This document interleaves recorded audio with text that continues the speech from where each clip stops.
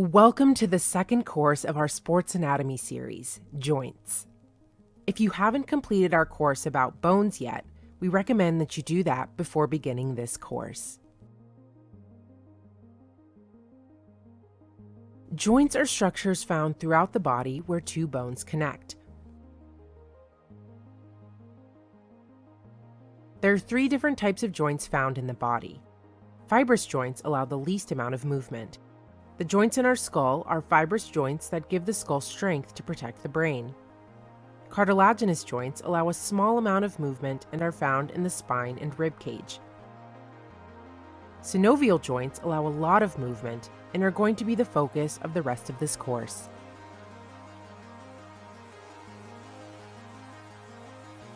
Synovial joints are typically found in the arms and legs and allow the body to move in many different ways during activities like running, jumping, or throwing.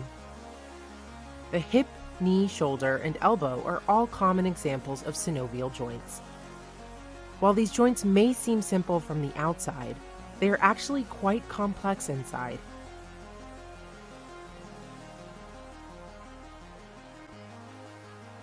There are three major parts of synovial joints. The first part are ligaments. Ligaments are tough but flexible bands of tissue that connect the bones to one another. In the picture to the left, the ligaments of the knee joint are highlighted in blue. Ligaments provide stability to joints by helping to hold bones together and prevent the joints from moving into positions that may cause injury or instability. While ligaments are quite strong, they can tear if they are stretched too far. The anterior cruciate ligament, or ACL, is one of the most commonly injured ligaments. The ACL is now highlighted in red in the picture on the left. The ACL connects the thigh bone, or femur, to the shin bone, or tibia. It limits how much the knee joint can move into dangerous positions.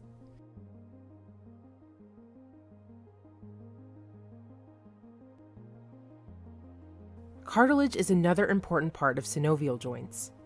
There is a smooth type of cartilage called hyaline cartilage that covers the end of each bone. You can see this hyaline cartilage in blue in the picture on the left. This is one of the smoothest surfaces in the body, and it allows the bones to move against each other with almost no friction. Fibrous cartilage serves as a shock absorber, helping to protect the bones from damage. It is a very strong tissue that is found where ligaments connect to bones and sometimes between the ends of bones. Now you can see the fibrous cartilage of the knee in blue in the picture on the left. This fibrous cartilage is called the meniscus.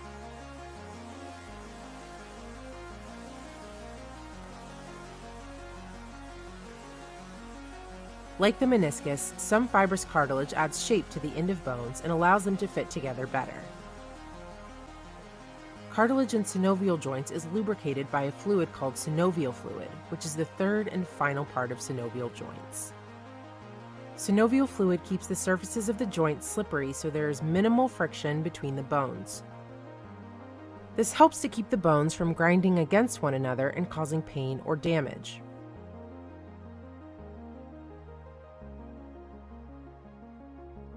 There are many types of synovial joints. Two of the most commonly known are ball and socket and hinge joints. Let's get a better idea of how each type of these joints works. The hip and shoulder are examples of ball and socket joints. In these joints, one bone has a rounded end and fits into a cup-shaped socket on the other bone.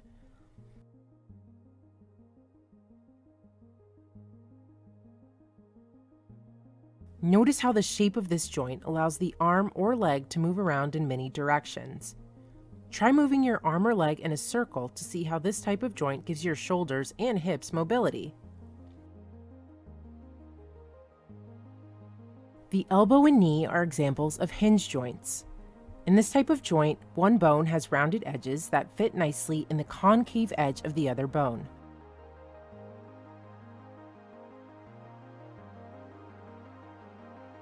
The shape of the bones only allows the joint to move easily in one direction.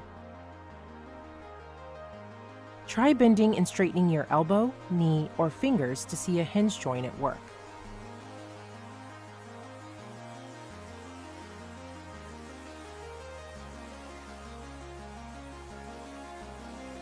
Now that you've finished this course, complete the quiz on the next page to earn a certificate. Check out more of our courses at sports-safety.hss.edu.